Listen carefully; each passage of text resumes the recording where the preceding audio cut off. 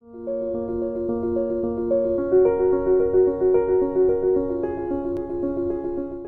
એકવાર તમારી સામે મહાદેવપુરા ડાભલા પ્રાથમિક શાળાના શિક્ષક દિલીપસિંહ વિહોળનો લઈને આવી રહ્યા છીએ તમારી સામે. દિલીપસિંહ વિહોળ મહાદેવપુરા ડાભલા પ્રાથમિક શાળાના શિક્ષક છે અને એમને ખૂબ જ પ્રશંસનીય કામગીરી એ શાળામાં કરી છે. આજે આપણે મહાદેવપુરા ડાભલામાં જે કામગીરી કરી છે તેના વિશે વિગતે જાણીએ. દિલીપસિંહ, સ્વાગત છે તમારું. નમસ્કાર. નમસ્કાર. તમે શિક્ષણની કારકિર્દી ક્યારે શરૂ કરી?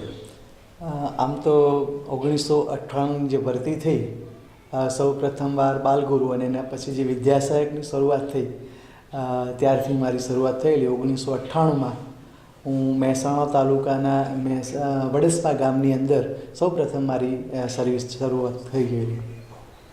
મહાદેવપુરા ડાભલામાં તમે ક્યારથી તમારી શિક્ષક તરીકેની કારકિર્દી શરૂ કરી? વતનનો લાભ મળતો સાહેબ 2007ની અંદર હું મહાદેવપુરા ડાભલા ગામની અંદર આવ્યો. અને 2007થી લઈને અત્યારે મતલબ કે આ 2021 સુધીમાં તમે ત્યાં શું પ્રવૃત્તિઓ કરી કે જેના કારણે સમાજે તો નોંધ લીધી પણ સરકારે પણ આપની નોંધ લીધી?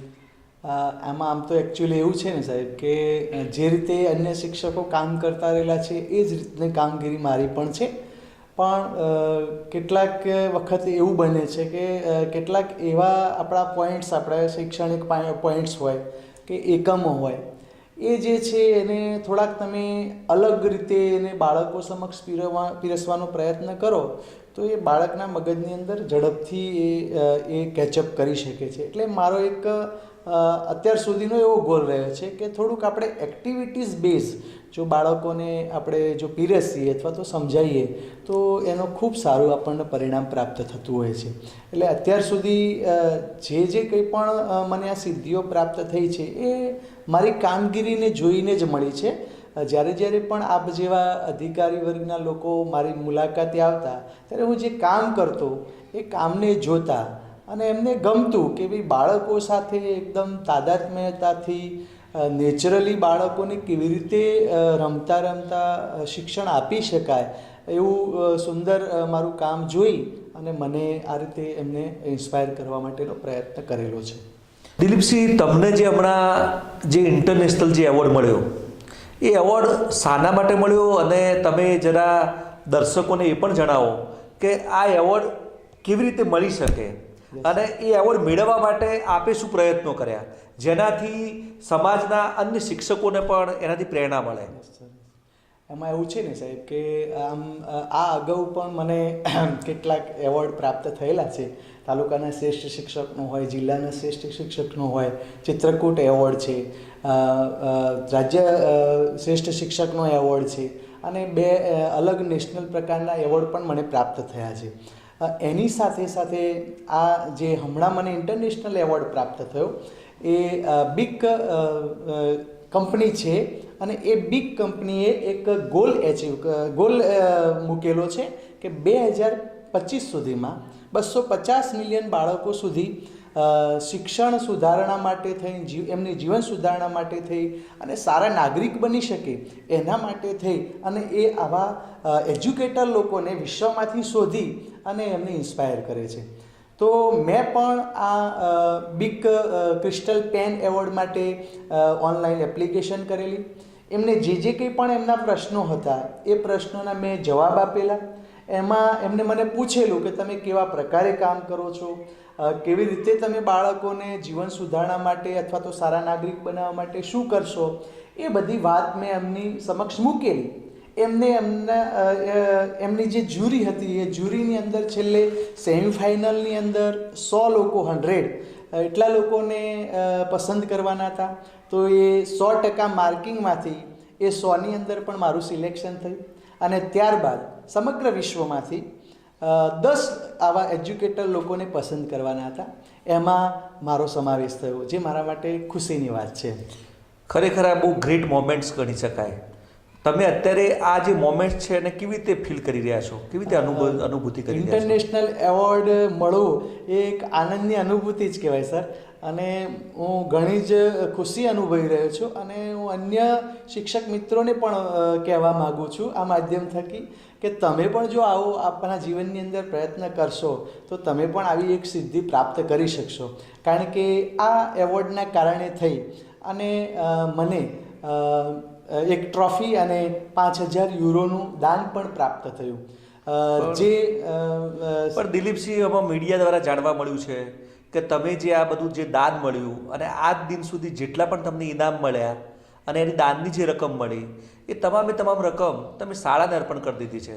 આટલી જબરજસ્ત પ્રેરણા, આટલું જોરદાર ઇન્સ્પિરેશન તમને ક્યાંથી મળે છે? એટલે આમાં સાહેબ એવું છે ને કે પરમ પૂજ્ય પાંડુરંગ શાસ્ત્રી આઠવલે પૂજ્ય દાદા સ્વાધ્યાય પ્રેરિત વિચાર મને પ્રાપ્ત થયો અને એ સ્વાધ્યાય પ્રેરિત વિચારની અંદર પૂજ્ય દાદા અમને સતત કહેતા કે મફતનું લઈશ નહીં. જો કે આ તો મને ઇનામની રકમ હતી, પણ આ મફતનું લઈશ નહીં એ વાત મારા મગજની અંદર સ્થિર થઈ અને મેં એક સંકલ્પ કર્યો કે હું જ્યાં જ્યાં પણ આ રીતે એવોર્ડ માટે એપ્લિકેશન કરીશ અને મને જ્યાંથી પણ એવોર્ડ પ્રાપ્ત થશે એ હું મારી શાળા અને મારા બાળકો માટે જ વાપરીશ. અને એ સંકલ્પથી મેં અત્યાર સુધીના તાલુકાનો કે જિલ્લાનો કે રાજ્યનો શ્રેષ્ઠ શિક્ષકનો એવોર્ડ હોય એની તમામ રકમ પણ મેં શાળાને જ અર્પણ કરી છે.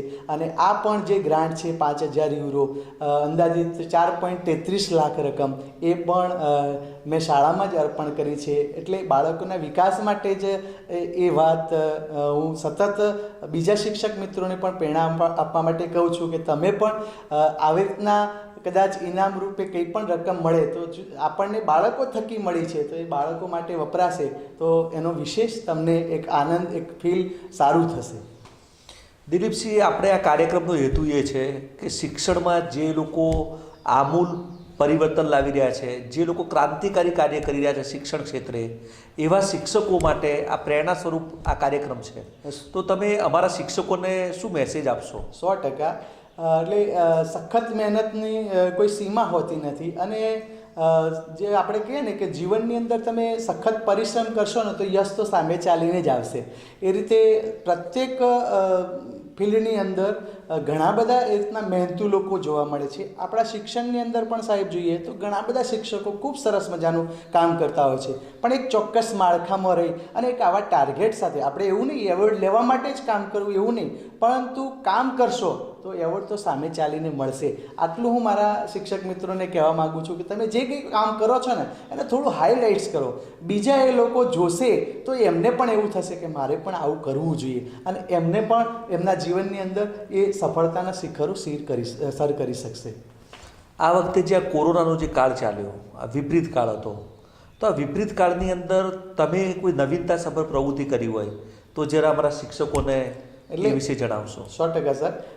ટેકનોલોજીના માધ્યમથી જે કંઈ પણ બાળકોને પીરસવા જેવું હતું તે પીરસવાનો પ્રયત્ન કર્યો હતો. એ સિવાય આમ જોવા જઈએ તો મહામારીના સમયની અંદર વિશેષ એક કહેવાય ને બાળકોની અંદર અને વાલીઓની અંદર આત્મવિશ્વાસમાં જે વધારો કરવો જોઈએ ને એ વાત ક્યાંક ના ક્યાંક ખૂટતી હતી અને એ આત્મવિશ્વાસમાં વધારો થાય એના માટેનો અમે પ્રત્યેક વાલીને જઈ અને એમના ઘરે જઈને એમના બાળકોને જઈ અને COVID-19ના નિયમોને અનુસરીને એમના આત્મવિશ્વાસનો વધારો કરવા માટેનો પ્રયત્ન કર્યો. અને જે ટેકનોલોજી દ્વારા જે કંઈ પણ શિક્ષણ આપવાની વાત હતી, વર્ચ્યુઅલ ક્લાસ હોય કે કોઈ લિંક્સ દ્વારા હોય, એ તો અમે કરતા હતા જ. તમે કેટલા ઓનલાઈન ક્વિઝમાં કેટલામાં ભાગ લીધો? ઓનલાઈન કેટલા સર્ટિફિકેટ્સ તમે આ કોરોનાની પરિસ્થિતિમાં મેળવ્યા છે? જ્યારથી પ્રથમ લોકડાઉન આવ્યું સાહેબ ત્યારથી મને આમ મારો રસનો વિષય પણ છે. તો જે પણ ઓનલાઈન આવા વેબિનાર્સ હતા, શિક્ષણને લગતા કોઈ પણ કાર્યક્રમો હતા, સમજો કે દીક્ષા પોર્ટલ ઉપરની કોઈ પણ જે અભ્યાસક્રમ મૂકેલા હતા એમાં એ ધોરણ 5, 6, 7નો હોય, હું 1 થી 5 ભણાવું છું, પણ 6, 7, 8નો હોય તો એવા વિષયને પણ મેં પસંદ કર્યો, એની પણ તાલીમ લીધી, એવા પણ સર્ટી મેં એકત્ર કર્યા. એ સિવાય બીજી જે કંઈ પણ શિક્ષણ વિભાગ તરફથી તાલીમો જે કંઈ પણ આવી ઓનલાઈનના માધ્યમથી એ બધી જ ઓનલાઈન તાલીમો પ્રાપ્ત કરી. એ સિવાય વિશેષ વાત સાહેબ આપને એ કરું કે લગભગ મેં 50થી 55 જેટલા બીજા અન્ય એવા સર્ટી પ્રાપ્ત કર્યા, અન્ય એવા વેબિનાર્સ જે COVID-19ને લગતા હોય, આરોગ્યને લગતા હોય કે આપણા શિક્ષણને લગતા હોય એવા વેબિનાર પણ એટેન્ડ કર્યા, જે નેશનલ કક્ષાના છે અને ઇન્ટરનેશનલ કક્ષાના પણ છે.